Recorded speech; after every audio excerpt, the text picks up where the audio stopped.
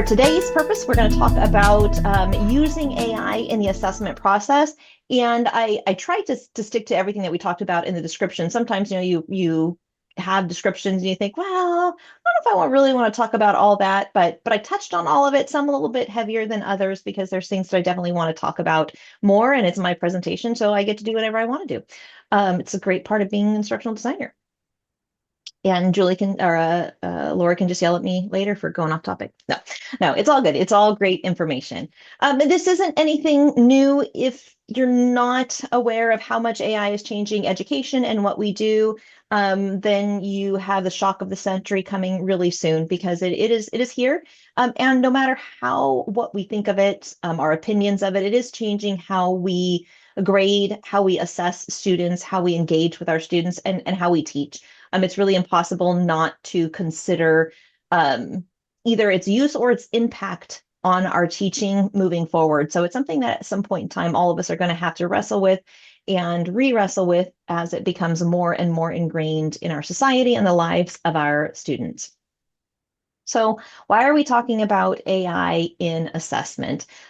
Because it matters now, and it's something that we can use to varying degrees, whatever you're comfortable with, to really make our teaching better and allow us to focus on those really important things like building the relationships with our students. It's not new that our class sizes are getting more full. We are getting more students, and we are having to grade more and more. At least that's what I feel like. And so when we look at AI in terms of supporting us in our grading workload, it can really help to use our time more efficiency. One of the reasons that I first started engaging with AI in my grading, and don't worry, we're going to talk about creating assessments, but I want to talk about grading first, is that it really helped me to be more objective in my grading process. No matter objective, no matter how objective you think that you are, if you're sitting there grading 15, 20, 30, 40 essays, the person you were when you graded essay or assignment number one is not the same person you are when you've graded that number 45 student. Whether we become a little bit easier in our grading, a little bit more grumpy in our grading, when we hit that last student, we are different people than when we first started grading.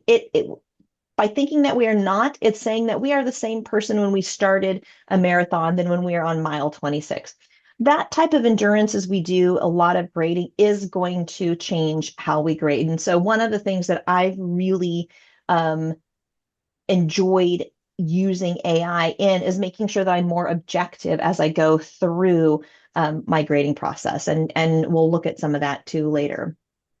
It allows me to focus on growth, becoming a better educator. It finds the gaps in what I am grading, and it allows me to build more creative assessment types, more creative types of feedback for my students. And then that allows me to build more relationship with my students. And more research comes out that validates the fact that relationship in teaching ties really closely to the success our students have. And so if I can free up other tasks or create more tasks that are offload some of the tasks to be more objective and relationship building onto AI, then that's definitely something that I'm going to be a fan of using. All right, so let's look at how we can use AI to actually design our assessment. So there's lots of different things that we can use. For most of the people in here, this isn't going to be any new information. I'm sure you're already doing this, but I don't know why it has a random two in there. That's going to totally bother me. Ignore that too. These tools can help you to generate questions that align to either academic standards, curriculum frameworks, whatever it is that you're trying to align with, objectives, skills, competencies, whatever vernacular you are choosing to engage with. You can generate quiz questions and assessments that align with those standards much more closely. You can tailor assessments by different cognitive level. I know the concept of Bloom's taxonomy isn't something that every person graduates from their master's degree program able to align all of their teaching to a Bloom's taxonomy. Even though I came from education, I had never even heard of Bloom's taxonomy until the second year of my teaching. It was pretty much a big eye-opening thing of, oh my goodness, I'm less prepared than I thought I was. Or Webb's depth of knowledge. You can create objectives that match specific learning, create questions that match those learning objectives. We talked about that. Include detailed explanation and model answers to deepen students' understanding. Here is one of those things that we all know that it's best practice. Even if we have standardized feedback quiz or auto-graded quizzes, we know that it's best practice for every right answer and for every wrong answer. We should have that automatic feedback for students. And I don't know about you, but I always start strong in doing this, but there is not any of my classes where I have been able to get solid feedback on every single one of my auto-graded quizzes. It's hit or miss. And so AI is something that can really help you to be able to get all of those things that we know are best practices done, to have that automatic feedback, even on those self-graded quizzes. In Canvas, it makes it super easy to just have a pop-up and say, that's right, this body part connects to that body part, however you want to do it, to be able to provide that feedback. So assessments become pedagogically sound and are appropriately challenging. We'll look at some ways when we're giving AI a prompt that can help us create assessments that are appropriately challenging for what it is we are trying to assess. That's another way that I really enjoyed using AI. You're never going to come to a presentation where I'm talking about assessment that I'm not going to refer to the TILT framework. It is something that I strongly believe in, and when I started applying this to every single one of my assessments, I really saw an elevation in the quality of what my students submitted back to me. And so the TILT framework is basically transparency in learning and teaching.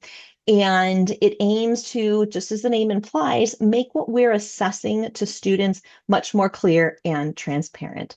So in every assessment, whether it's a discussion board, a quiz, a full-blown assignment, by applying the TILT framework, we're going to create more transparent assessments. And this is important because it's something that we want to tell AI to do when we look at the prompt engineering in just a second.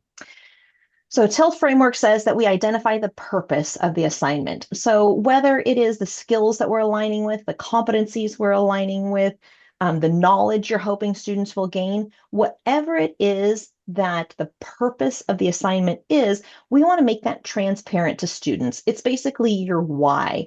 It comes down to good teaching, good parenting skills. I always, when I teach a parenting class, tell my students, you can have all sorts of rules and you might not want to tell your kids the why, but make sure in your head you do have a why.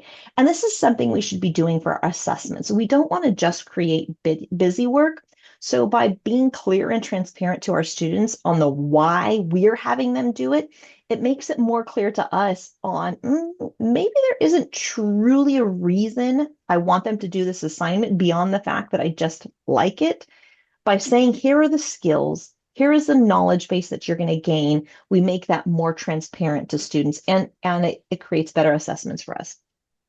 All right, so we've got the purpose as part of our TILT framework. Now we have the tasks. And this is where we take that assignment and we break that complex, whatever we're having them doing, and create different, or a set of steps that they have to complete that assignment in. This is also a great way we're going to look at that AI can help us to break that assignment into those clear and concrete tasks or steps that they have to do. So often or not, we just put a whole blurb, a paragraph on do all of these things. And what it really helps students is to be able to see the clearly defined tasks they have to complete in order to submit that assignment at a proficient level. And then lastly, we want to make it clear what the criteria for success is. And when it's possible, providing an example is a great way to go. Sometimes we can't because the example will give them the answer or will hinder their creative response. But however it is that we choose to make transparent what the criteria of success is, we need to give that to students. So maybe it's a very clear, here is what a successful student submission will look like. It will be about 3 sentences. It will be in depth with reflection, whatever it is, no matter the assessment type, even if it's just a basic discussion board. We want to make sure and have all of these elements, including what does a successful submission look like? Questions so far? I see the chat, Lori. Are we all good? I'm assuming you'll interrupt me if We're it's something good. I need to interrupt with. Perfect. Okay. No, I think we're good. Yep, we're good. Okay. So as well as talking about the tilt framework, I'm always going to talk about backward design. You can make that assumption. I will always advocate for backward design. So as well as knowing that what the tilt framework is and applying it to our assessment, we also want to think about this as backward design. And all of these concepts are important. I'm not just speaking to you as an instructional designer, but this is going to relate to what we're going to talk to the AI about in creating our assessments. So we want to start with our backward design. So basically what backward design is, if you're not familiar with it, is we start with the learning outcomes. What is it I want my students to learn? Now, if you're doing a whole course, you're going to start with your whole learning outcomes. If we're talking about just the basic assessment that you're creating, start with that. What is it that I want my students to learn in this assessment? And then we design the assessment.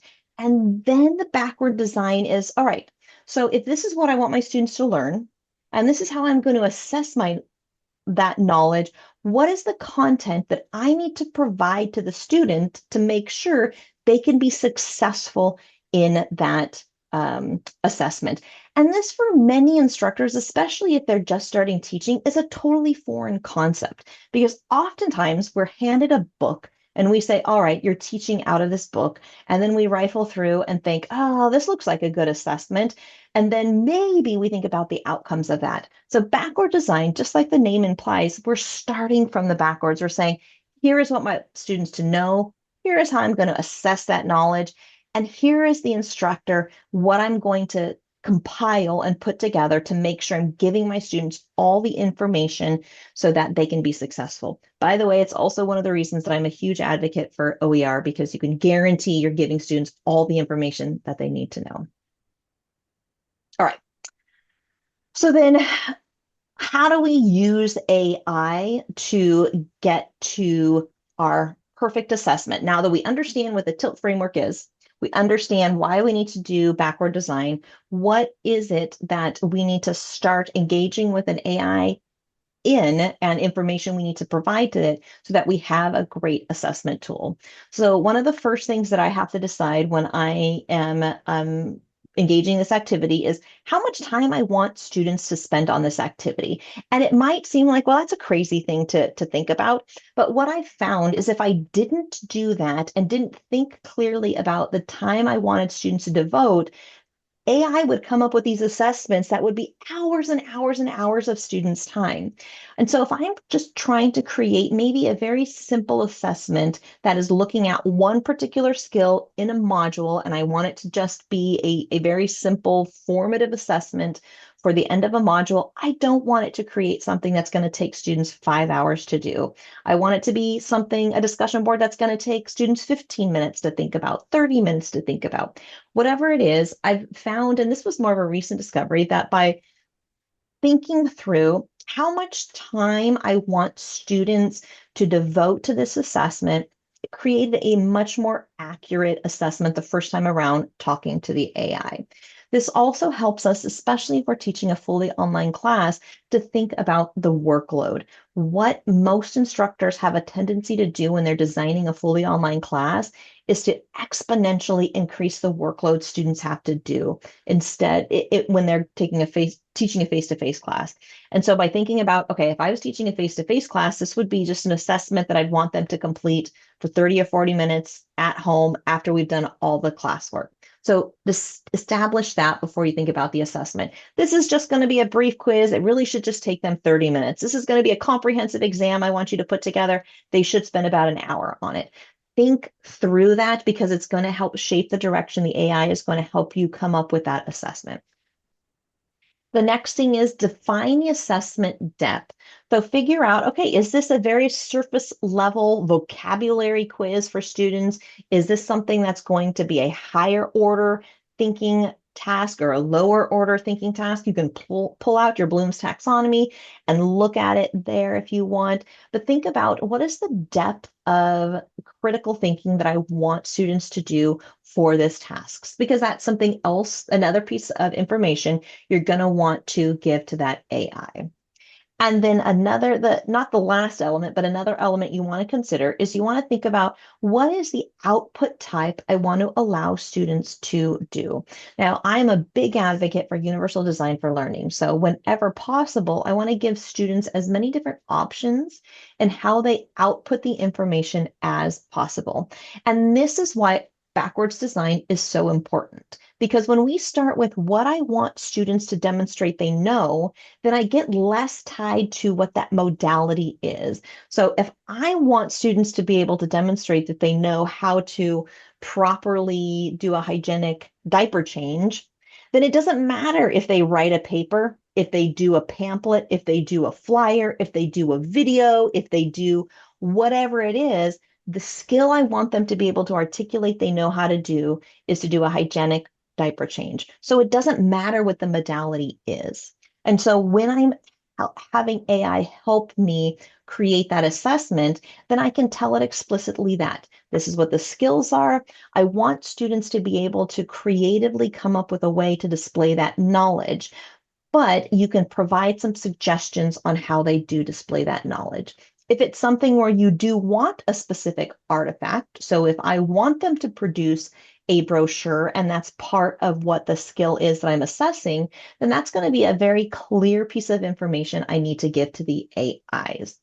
By sitting and thinking through these steps before we engage with the AI, I promise it's going to save you a lot of time from going back and forth and being super frustrated in the quality of the output that you're generating.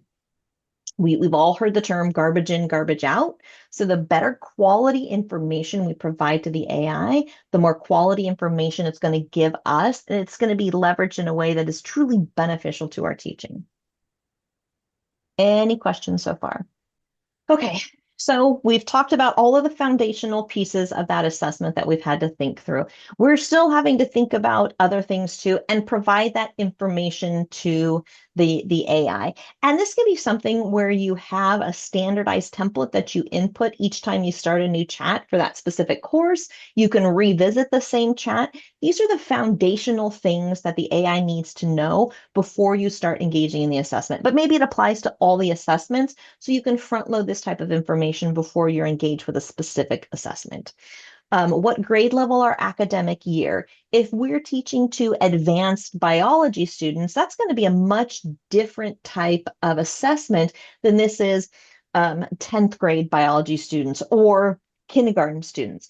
And that makes a difference in the type of assessment suggestions the AI is going to give you. What prior knowledge do they bring? If this is the third class in a sequence of courses, then it's going to be important the AI understands they're going to bring in a lot of foundational knowledge. So these are, again, things that you have to think through as you're looking at, okay, this is the skill. Remember, we've decided what the skill or the knowledge they're going to demonstrate is. What is the foundational knowledge they already have to have before they can demonstrate that skill? And so that's something we want the AI to understand as well.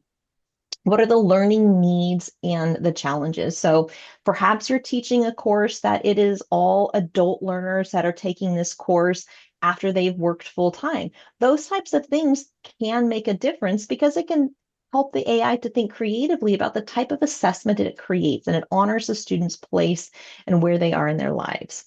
What is their experience with the subject matter? Again, is this a first year class or is it an end of their career class? Is it a professional development class? What are the experiences the students are bringing in? And does it matter? If it doesn't matter, then say that. And then you also want to include what your whole course is about. What are the core themes and concepts? If I'm teaching a statistics class, that's going to be much different than I'm teaching an infant toddler class. So even though we think by saying the knowledge and the skills, it's clear to the AI what I'm talking about, you want to tell it, here's what this course is about. So I always start if I'm looking at my infant toddler class, I'm teaching an infant toddler class that's for practitioners who are going into the field to be an infant or toddler teacher.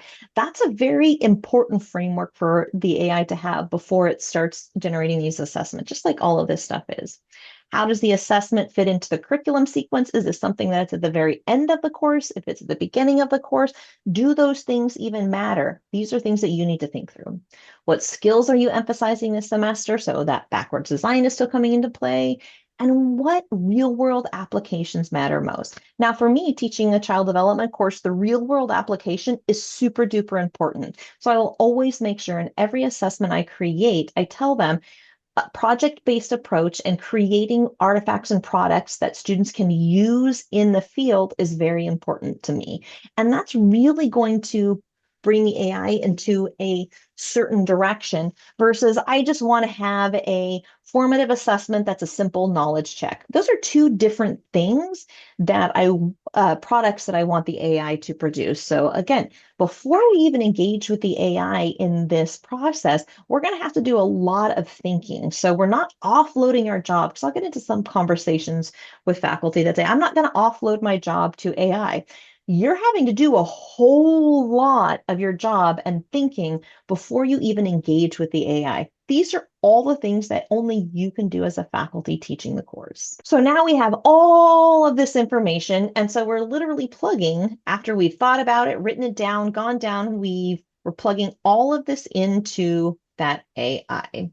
So now we've given it to them and we use AI to generate that first draft of the assessment, or maybe you have an assessment that you want it to tweak. Whatever it is, if you give it something that you want it to revise, you still are going to give it all that information and you're going to take a look at that output. And then you're going to review critically that output that it is in there. I know sometimes it can be such a strong temptation when I'm trying to get an assessment ready at 10 o'clock at night for a module that I need to open at 8 o'clock the next morning. The temptation is strong to read those first three sentences, goes, it looks like it's got it. I'm fine. I'm just going to publish it. Every time I'm tempted to do that, when I get to the end, go, ooh, that's not the direction I wanted to go. So you really want to make sure and read through the entire assessment with a critical eye, check for the alignment with those learning objectives and the appropriate difficulty. What I find the AI really heavily leans to is making the assessment more difficult than I intended it to be. Sometimes that's great. Sometimes it's, that's not really the direction I want to go as far as the depth of analysis or the expectation for that assessment. So make sure you read it through. Make the adjustments. So go export it, put it on a Word document, make the adjustment to the assessment, the quiz questions, whatever it might be, and then put it back into the AI. And then tell it, and this is my favorite thing to do now, because even though it helped to generate the assessment, when I say, what questions might students have about the assessment, you're forcing it to take a critical look at what it created. And so they'll always come up with a list of questions. Now, sometimes half of them are going, that's not really what a human student would have. But many times, almost every time, there is a question that the AI will generate that is legit. And I sit there and go, oh, yeah, that isn't clear, but I can hear my student's voice and an email coming through asking that specific question. So take the time after you've iterated the assessment, plugged it back in, said, what are the questions students might have? And remember, this is the important thing. You've already told it the level of student and the type of student that you're going to be working with. So it's formulating an informed question based on the information you've already given it. It's a beautiful part of AI. So it reveals those confusing points. Take the time to answer each and every one of those questions and then tell it, all right, do a new iteration of the assessment within the TILT framework. Oh, I forgot to put on the slide. Make sure and tell it you want the TILT framework. And it'll recreate that assessment, the larger assessments. Any questions about that process so far? Just to clarify, sorry, this is Yep. Irene. Yeah, no Um, problem. I remember you talked about the tilt framework. Did you incorporate that into the instructions? I'm trying to go Yeah, back. Yeah. Yeah, so Okay. So so that I'll was I'll in. tell it incorporate the tilt framework. Okay. I realized, oh, I forgot to put that on the Okay. slide. I didn't make that connection. And really the beautiful part is you don't have to tell the AI what the tilt framework is. It already knows. So I don't have to explain it. I can just say, like it would be right here. When I'm talking about the output type, I'll put in there, apply the tilt framework. I do a project-based approach, make sure this is an assessment that or an artifact that students can use in their profession. So that the output type is where I'll specify right here, use the tilt framework to create this. And it does a beautiful job of applying it every single time. Okay. Thank you. Sorry about that. I just, my brain, it made the connection without putting it in writing. I appreciate the question. Okay, so now we've got this beautiful assessment. And as part of the TILT framework, we want to be clear what the grading criteria is for the students. And I think we've got a whole another session coming up next about creating a rubric, right, Lori? My brain told me that we did, so I didn't go in depth. I think we do. I think so. I have to look. Okay. Sorry. No, if not, I'm pretty sure that's why I didn't do too much detail here because I was 90% sure we're doing something on creating a rubric. But AI is super beneficial in helping you create that rubric. So when you have all the specifics of the assignment and you've revised it to make it, this is the perfect assessment, regardless of if it's a discussion board or just a regular assessment, typical assessment, you want to create that rubric. You want to help by creating a usable rubric by defining that criteria. And this is where you, again, have to use your instructor brain, so we're not outsourcing our job, on deciding what truly matters in the student work. What I decided for me is that I didn't really care all that much about the spelling and the grammar and the punctuation. I'm not an English teacher. It really, truly does not matter to me. And so I will tell it that presentation style is not important to me. Don't put that into the rubric because every single time it'll always put that. It'll just assume you're a teacher. Of course, that matters to you. No, I decided it wasn't a criteria that was important to me. Now, if the output is that they're creating a brochure that they're going to share with their colleagues, and that's going to be part of the skills that they're going to have to demonstrate because it needs to be a professional artifact. So that would be listed in the criteria. Are you evaluating only the skills that are directly taught in your class? So I will tell it that here are the skills that are being assessed. All the criteria on the rubric need to align directly to these skills. And how I teach is that each skill is worth 3 points. So however many skills, it's not iterations, but groupings of three. Jim's going to tell me what the right word is. Somethings of three. And so any criteria that's listed, I'm not going to grade it unless it applies directly to that skill. And so that's the one of the criterion that I give to the AI and help me creating the rubric. Does creativity count? Because if I tell it I like project-based learning, I want it to be a good artifact, then I'll always try to give points for creativity. And that's not what my courses are about. I love to see the creative parts of my students in action, but I am myself not a creative person. And so I wouldn't want to be judged on the amount of creativity I apply. What I'm looking at is, did they demonstrate the knowledge? So I don't want creativity to be a part of the rubric. What about presentation and communication? You really want to be crystal clear with the AI what the elements are that you're going to be grading that assessment on or using to assess it. And then establish the performance level. So we've got those criteria down, whatever that access is. I know Jim's going, it's X, it's Y, something. And then the one across the top, whatever that one is. So for mine, again, I always grade skills-based grading and it's iterations of 3, and it's always proficient, approaching proficiency, are not proficient yet. I don't do exceeds proficiency because I want the students to know all you need to do is proficient. If you exceeds proficiency, I'm going to give you a whole lot of praise in the comments, but proficient is what I'm looking for. And that's what I'm going to grade at. And I found that that's created some really solid rubrics. Still need to look at the words that are used, but by taking the time to be very clear about my grading criteria in the rubric, it's produced some pretty solid rubrics that I can use. And remember, you've already been engaging in the conversation about the assignment creation. And another great thing about the AI is it's remembering all of that. So it's not like you've taken and started a new chat. Now start the rubric. It's been with you as you've done these iterations for the assessment. So it is able to create a rubric that applying to that assessment because you've had that conversation, you've laid the foundation and the groundwork for all that information that you have had to have. Yeah. Good to go? Okay. I think, Okay. Horia, Yep. do you have a comment or no? Okay. All right. Okay. So when we're creating assessments, now we've created all the assessments, we've created this brilliant assessment. So what about feedback? And this was something when I first started doing, I was a little reluctant to share because, we all can be a little bit judgy. But I decided, you know what? As I've had feedback from my students about how much they appreciate the time I've taken to give them personalized feedback on every single assessment. I felt, you know what, this is a worthwhile conversation to have with other faculty because I know we feel very passionately about whether or not we will allow AI to do our grading for us. So I like to phrase it in a way that's AI supported grading. And like I said, it every single semester that I've been doing this, I will always have at least one student that'll send me a note afterwards telling me how much they appreciated the time I took to create a personalized feedback on every single assessment that they've done. There is no way without AI I could ever do that. I teach part-time right now and I have almost 200 students. So that would not be possible for, no, that's exaggeration, 100 students. I would not be able to do that if I wasn't using AI supported grading.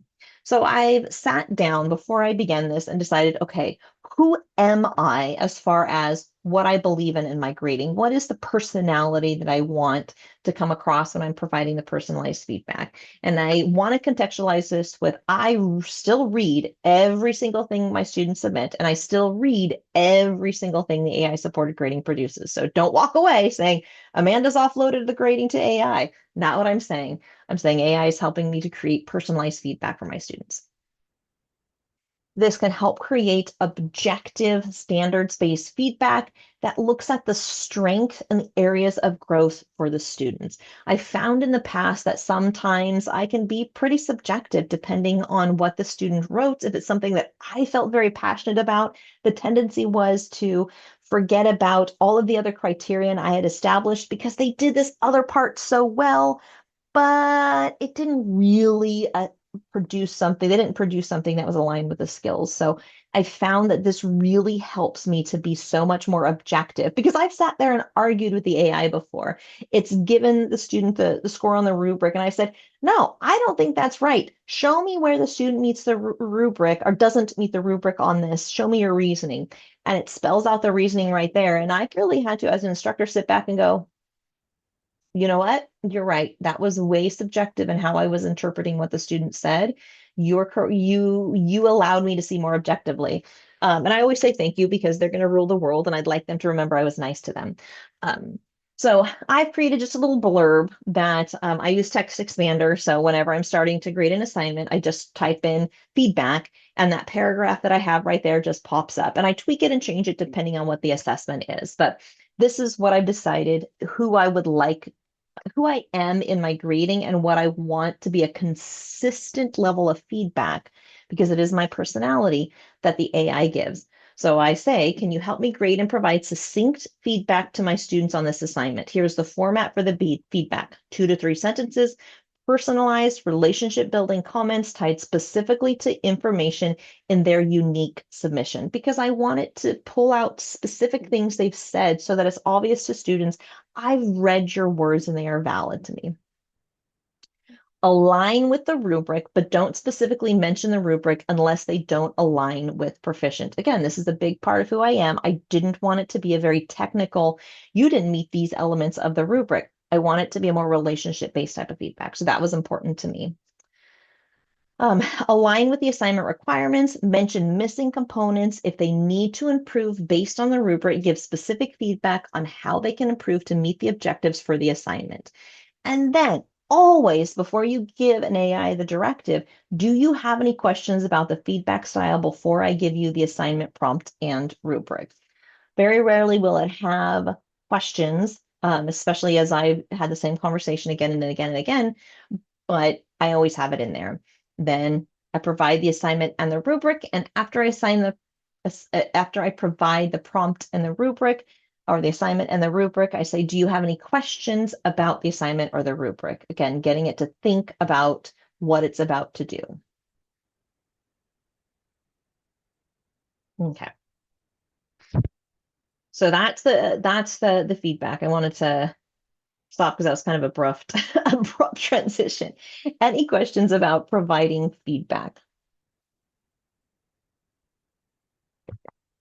Good to go? Okay. No, I have a question. Oh, yeah, go.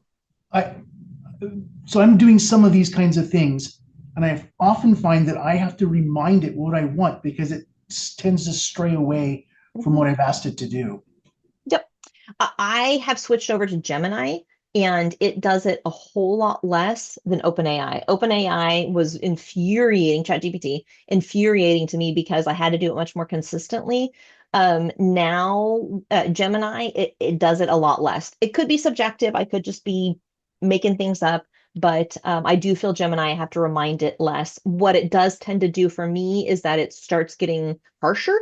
And so I have to remind it, hey, just chillax. That's not the kind of feedback I'd like you to be giving.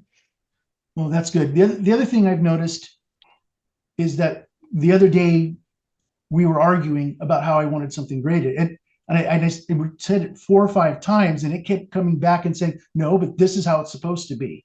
And I Yeah. didn't like it. Made me Yeah, I've like started again. Absolutely have had that experience. So I closed the chat, cleared my cookies, and started again. Okay, thank you. I'll clear Yeah, this. no, I wish it was a better answer, but at the same time, it's kind of a little comforting because you realize, oh, you are a machine because you're just not getting it. And so I've found that once I've gone back and forth 2 or 3 times, it's down too deep down that rabbit hole. The fox has got it and it's devouring it. So I'm going to kill you and then I'm going to come back and start again. And it can be annoying, especially if you've established all the other things. But for me personally, I've found it more worthwhile on my time to just dump you and start again. So you find that clearing your cookies keeps like, because I've used ChatGPT for different things, not right now, not grading or anything like that. But like I put in a prompt the other day and it answered it based on some other things that I was working on, even though I had said like this is different. Like, and I put it in a different chat, and then I had to go in and say, this is different. I'm not talking about that. But does clearing the cookies help with that? Like sometimes I wanted to remember. I feel like it does. I know you can have settings. I haven't looked at them in OpenAI in a while, but I'm fairly certain Gemini does it where you can say, connect my chats or remember pieces of me that I don't remember what the specific wording is. I do feel it does it anyway. Even if you tell it don't remember it, it overrides that. So I feel better when I clear my cookies, when I don't want it to Okay. remember things like that. Um, I do, in all honesty, I do think it still does, but my psychosomatically, I feel better about it. Yeah, I mean, there are times when it's really useful because it's like remembering, like, oh, you're working on Flex and it remembers all of that info.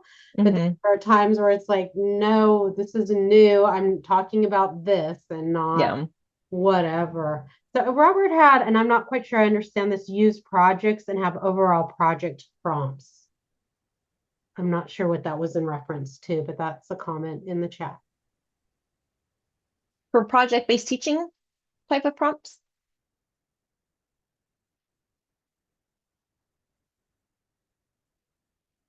Actually, if you want to clarify, Robert, either unmute or in the chat is fine. We can talk about that. It might have been a comment in all my words. Okay, no problem. We can go on when you're ready. He needs a moment. So Yeah, yeah. no problem. All right. Um, Oh, here's another question. Sorry, Amanda. Do you inform students that you are using AI to create, grade, and provide AI generated feedback for assignments? How does this align with the syllabus statement allowing, disallowing student AI use? Yeah, I always feel conflicted about this. So it's a great question, Tom. yeah, I don't provide the specifics. But I do tell students that I use AI in my class. I use it to help guide me in content. I use it to help me create feedback. So there are specific parts of my course when I'm creating content that I'm very specific. Like I use Notebook LM to create a chapter or a module overview. And so I'm very specific there. But the syllabus statement is very basic of that. I use AI in this class to help me provide objective feedback, to generate content, to help me create assessments. And then for my students' use of it in every assessment, I'll tell them, here are some great, not every, I try to do it every assessment, but nobody's perfect. I offer suggestions of here are some great ways you could use AI to supplement or complement this assignment. I do feel they'll still use it, beyond that, but I'm to the point now where I love seeing spelling and grammar mistakes in what my students submit because I'm like, yes, they used it the right way. They didn't just copy and paste. So it's sign of the ages when you're happy when you see spelling and grammar mistakes. So I am not fully transparent with my students. I don't say I am using it to generate all of that personalized feedback that you have there. I do feel that that might take away from the relationship building part of it, but I do tell them I utilize AI to support me in my teaching. Well, so I feel really conflicted about this too, because before AI, if I was looking for a new assignment for something or like an idea, I would go and I would Google and I would find, try and find, like you can find so much online, even before AI, right? And so but I never told my students like, oh yeah, I Googled, better question for X, Y, and Z, or I went and talked to my colleagues about this assignment.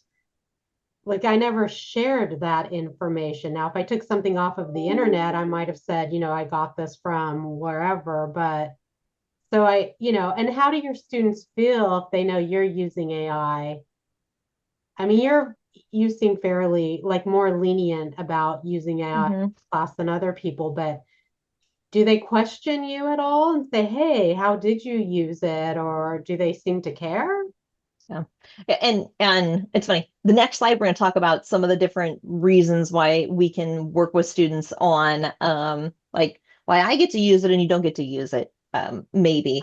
Perfect. Uh but I do. I think those are all things that we have to wrestle with and figure out what we're comfortable with. I am very careful when when the AI is providing me with feedback, that I remove any personalized information. So I make sure that their name's not on it. And if I don't have it help me with a reflection or journal type where it's going to be something very personal. Because I do think that those are things where it's not fair to the student that any personal information is there. So I do make sure that the student's name is removed from that. And it's not foolproof. Sometimes it'll slip by if they've put something in there or I've missed it. But I do really try and think through those types of decisions. Okay. So teaching students about AI through assessment. Yes, AI is definitely here. And if you think students aren't using it in your class, then they are. I don't know what else to tell you. Even if you forbid it, you're only going to have your really good teacher pleasing students that aren't going to use it. We still have about 80+% that'll use it, even if you have very strict anti-AI policies. It's just the world we're in. And sometimes they can't even avoid it. AI is involved in everything. So I always like to tell instructors that they are using it, even if you think they're not. They are. Study after study after study, students have said, "Oh yeah, my instructor forbids me from use it, but I use it for every assignment." So we have a certain amount of responsibility. Well, I feel I have a certain amount of responsibility to help students start thinking critically about what is the world going to be like if we're not thinking of this tool in a responsible way. Because these are ethical beings. We have this opportunity to be able to say, all right, what is the world of the future I want my students to go in and have those types of conversation? Because this is the world that they're going to live in. I feel so incredibly fortunate that I didn't have to go through my education battling with the temptation to use AI, because I probably would, because I wouldn't know the value of having to sit there and read through a research article or dive into those types of things. I'm so glad there wasn't social media when I was a teenager. All those types of things. We can't just make blanket statements about how dare they, when this is a really difficult life that they're having to navigate and figure out, one that we didn't have to. So we can have conversations and we can really think about how do we design thought-provoking AI-centric tasks. Again, this is the world that they're having to live in. So how can we help them to think about the ethics of that world that they're going to have to live in and use it in an appropriate way?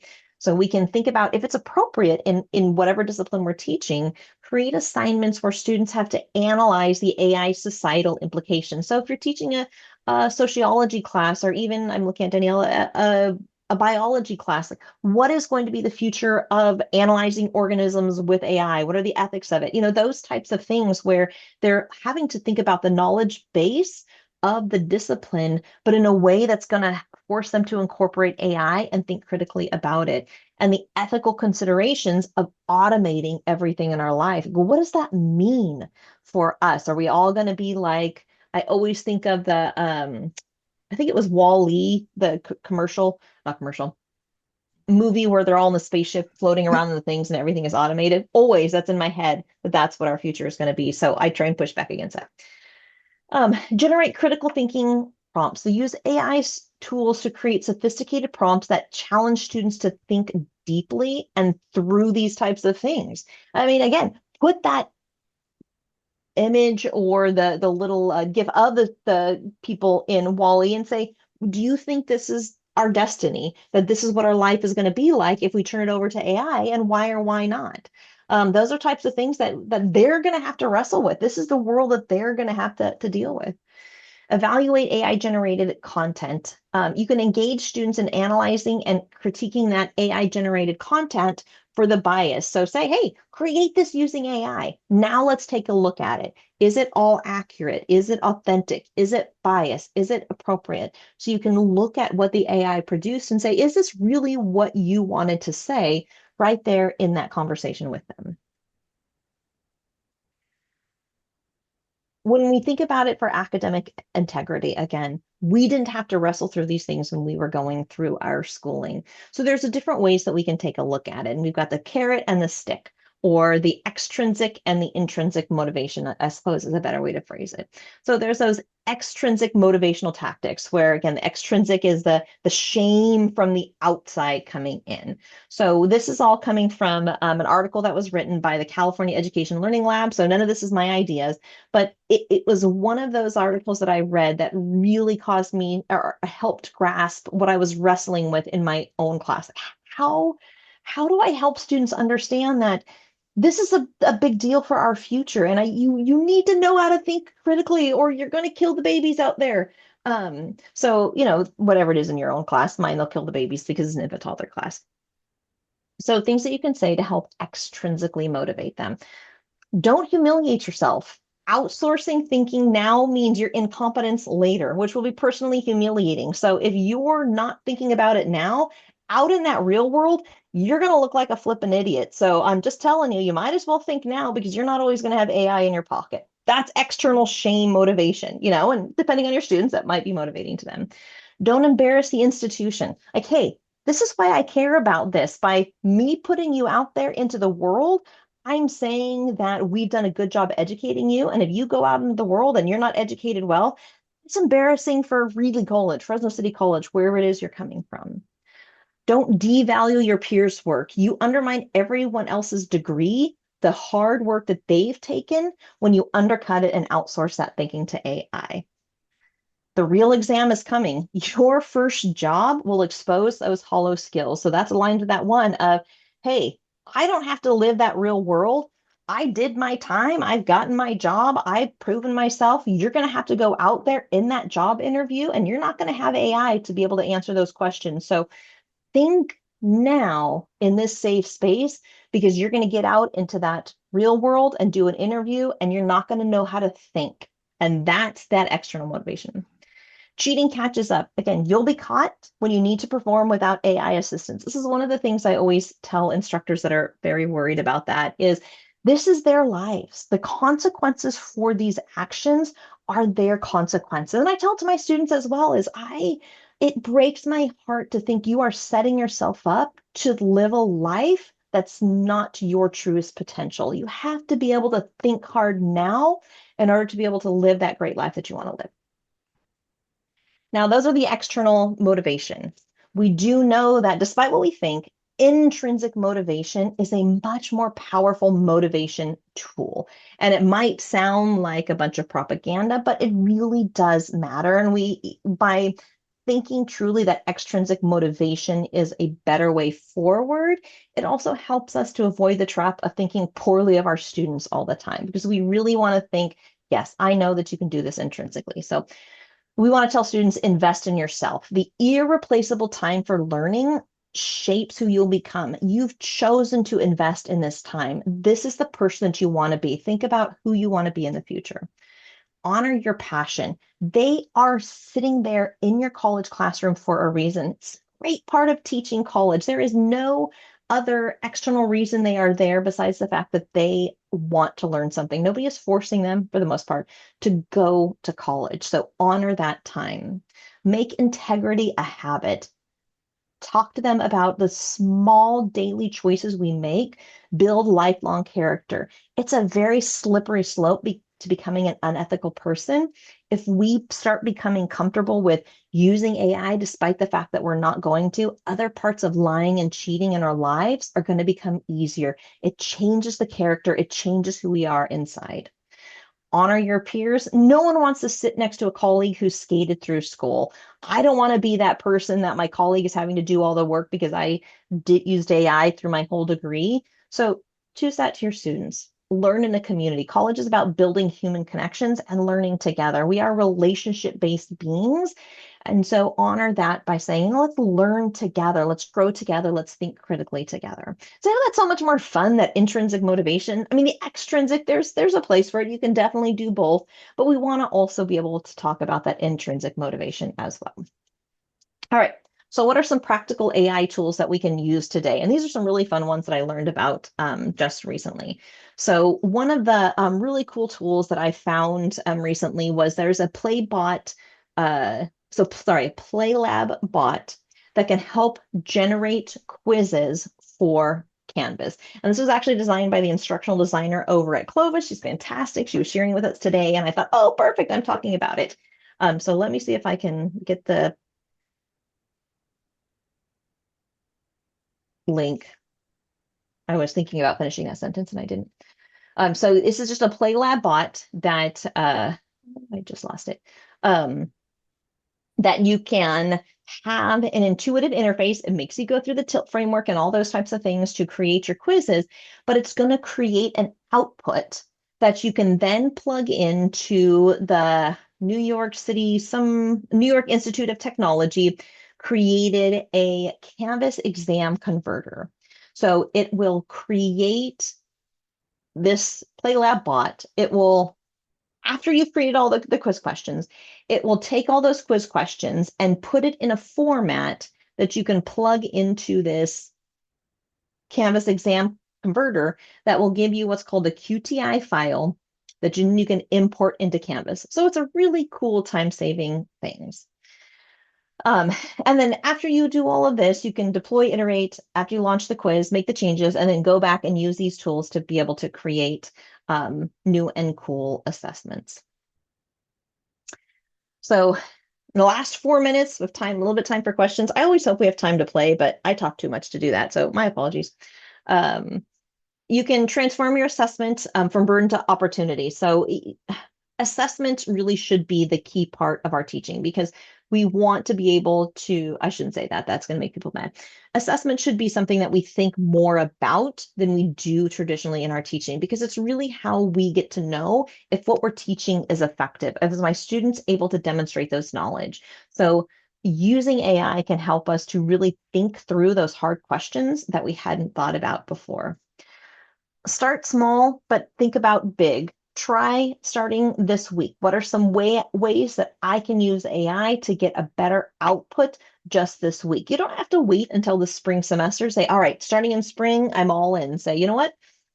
Starting with whatever module I'm introducing next week, I'm going to introduce some AI-powered assessments or feedback or whatever it is I want. You don't have to wait to the start of the semester to try something new. Try it out for the next assessment that you did. Take an assessment that you are planning on launching tomorrow and just putting into the AI and say, hey, what questions might students have about this? Remember all those parameters so you can give the AI all the correct information before it assesses it. But that's a simple way to be able to start, is just to have it analyze it for any questions students might have. All right, so I left 3 minutes. Any questions in 3 minutes?